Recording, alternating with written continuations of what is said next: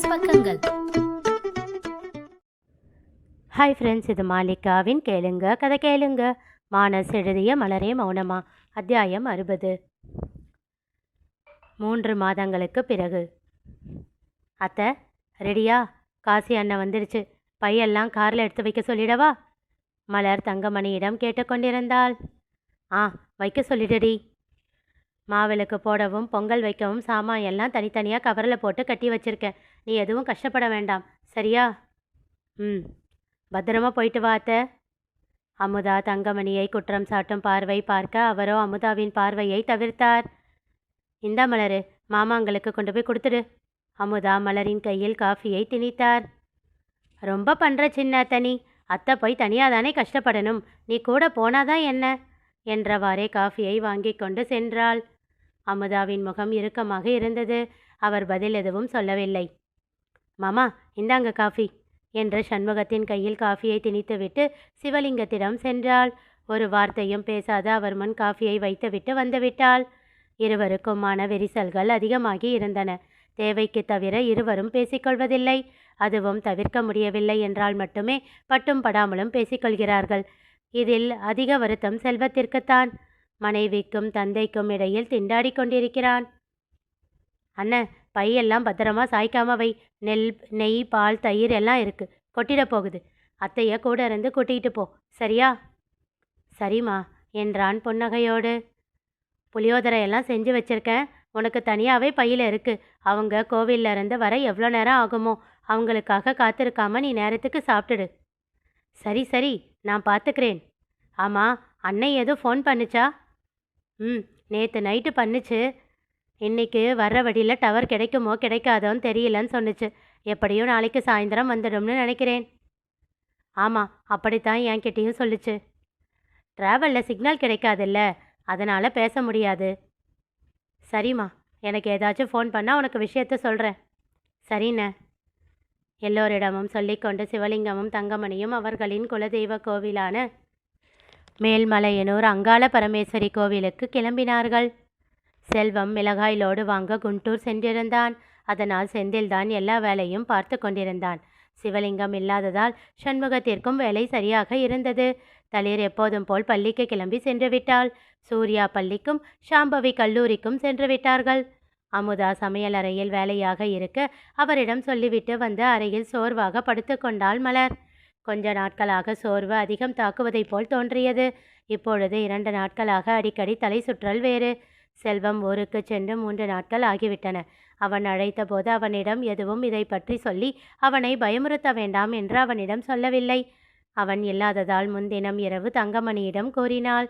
கோவிலுக்கு சென்றுவிட்டு வந்து அவளை மருத்துவரிடம் அழைத்துச் செல்வதாக சொல்லியிருந்தார். அதனால் மறுநாளுக்கு அவள் அப்பாயின்மெண்ட்டும் வாங்கி வைத்து விட்டாள்.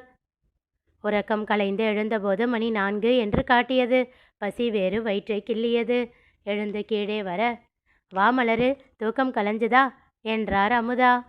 எழுப்பியிருக்கலாம் இல்லை அத்தை?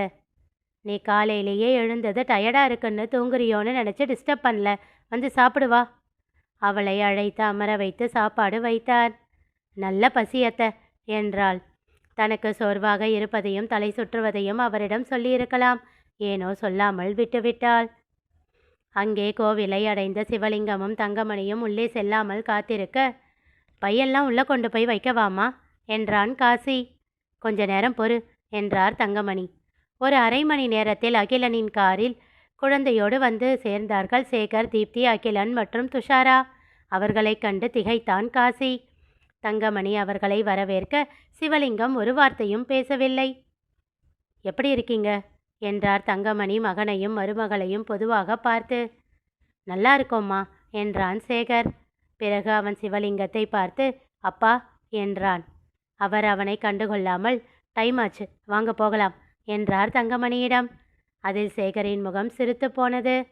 அப்போது அகிலன் சிவலிங்கத்திடம் வந்து தன்னை அறிமுகப்படுத்தி கொண்டார். தன் வேலையை பற்றி அவர் பெருமையாக சொல்ல சிவலிங்கமோ அதனை பெரியதாக கண்டு கொள்ளவில்லை. உங்கள் அளவுக்கு இல்லைன்னாலும் நாங்களும் கொஞ்சம் வசதியானவங்க தான். எங்ககிட்டையும் சொல்லாமத்தான் கல்யாணம் பண்ணிக்கிட்டாங்க. பட் என்ன செய்கிறது, ஒரே பொண்ணாச்சே, எத்தனை நாள் தான் தள்ளி வைக்க முடியும்? உங்களை மாதிரி இன்னும் 2 பிள்ளைங்க இருந்திருந்தா ஒரு வேளை வீம்பு பிடிச்சிருந்திருப்போமோ என்னவோ. அவர் குத்தி காட்டி பேசியது சிவலிங்கத்திற்கு புரிந்தது. சேகர் தீப்தியை முறைத்தான். நமக்காகத்தானே சேகர் பேசுறாரு, புரிஞ்சுக்கோ என்றாள் மெல்லிய குரலில்.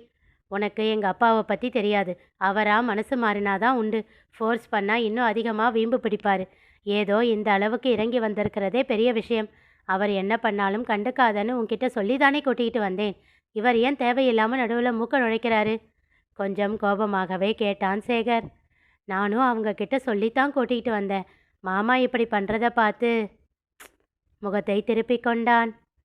இதுக்கு தான் நாம் 2 பேர் மட்டும் வரலாம்னு சொன்னேன். அதை கேட்டு அவள் முகம் இறுக்கத்தை தழுவியது. சிவலிங்கம் அகிலனை கூர்மையாக பார்த்தார். உங்கள் மகள் மருமகனுக்காக நீங்கள் பேசுறது சந்தோஷம் என்று விட்டு, காசி எல்லாத்தையும் கொண்டு வந்து உள்ளவை என்றார். அதில் அகிலனுக்கு தன்னை அவமானப்படுத்தியது போல் தோன்ற வேறு எதுவும் பேசாமல் ஒதுங்கிக் கொண்டார். மாமா, அத்தை என்று அழைத்து நிறுத்திய தீப்தி குழந்தையை துஷாராவின் கையிலிருந்து வாங்கி அவர்களிடம் நீட்டினாள். ஏனோ அவர்களிடம் காட்டிய அலட்சியத்தை பேரனிடம் காட்ட முடியவில்லை இருவருக்கும். அதிலும் குழந்தை தன்னை பார்த்து சிரிப்பதை கண்ட சிவலிங்கத்தின் இதழிலும் புன்னகை அரும்பியது. கை நீட்டி அவனை வாங்கி கொண்டார். பேர் என்ன என்றார் கொஞ்சிக் கொண்டே. இன்னும் பேர் வைக்கல மாமா, நீங்கள் ஏற்றுக்கிட்டதுக்கு அப்புறம் உங்கள் முன்னால் தான் வைக்கணும்னு இருக்கோம் என்றாள் தீப்தி. கல்யாணம் எங்கள் முன்னாடியா பண்ணீங்க? இதுக்கு மட்டும் எதுக்கு நாங்கள் பேர் வச்சுட்டு சொல்லுங்க, அந்த பேரில் கூப்பிடுறோம் என்று விட்ட குழந்தையை தங்கமணியிடம் தந்துவிட்டு உள்ளே சென்று விட்டார்.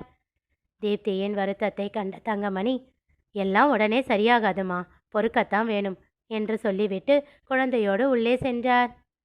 ஆனாலும் ரொம்ப பண்றாரு உங்கள் மாமனார் என்றார் துஷாரா தீப்தியின் காதோரத்தில். மம்மி ப்ளீஸ் சும்மா இருங்க, சேகர் கேட்டால் அதுக்கு ஒரு பிரச்சனை பண்ணுவான் என்று கண்டிப்போடு சொல்லிவிட்டு அவர்களை தொடர்ந்து சென்றாள். துஷாரா அகிலனை பார்க்க அவர் விரக்தியாக புன்னகைத்தார். நாம் முதல்ல ஏற்றுக்கிட்டது தான் தப்பு. நாம் ஏற்றுக்கிட்டும் சேகர் நமக்கு தகுந்த மரியாதையை கொடுக்கறதில்ல. அதே அவங்க அவமானப்படுத்தினாலும் நம்ம பொண்ணு அவங்க பின்னாடி போகிறா. ஆக அப்பா அம்மா மகன் 3 பேருமே அவங்களோட கெத்தில் இருக்காங்க. மானம் கெட்டு போய் நிற்கிறது நாமளும் நம்ம பொண்ணும் தான். அது அவளுக்கு புரியணுமே என்றார். நாம் வராமலேயே இருந்திருக்கணும். குழந்தைய வச்சுக்கிட்டு ட்ராவலிங்கில் தனியாக கஷ்டப்படுவாளேன்னு இவளுக்காக வந்தது தப்பாகிடுச்சு. ஊர் உலகத்தில் யாரும் குழந்தைய தனியாக வளர்க்குறதே இல்லையா என்ன? ஏன் நீ வளர்க்கல? டிரான்ஸ்ஃபரில் நான் இந்தியா முழுக்க சுற்றிக்கிட்டு இருந்தப்போ தீப்தியை தூக்கிட்டு நீயும் என் பின்னாடியே தானே சுற்றிக்கிட்டு இருந்த. என் அம்மா இருந்தாங்களா இல்லை உன் அம்மா தான் இருந்தாங்களா? சரி, வந்தது ஏன் தப்பு தான், ஒத்துக்கிறேன். வந்தாச்சு, இனி என்ன பண்ண முடியும்? இப்போ திரும்பி போனால் அது ஒரு பிரச்சனையாகும்.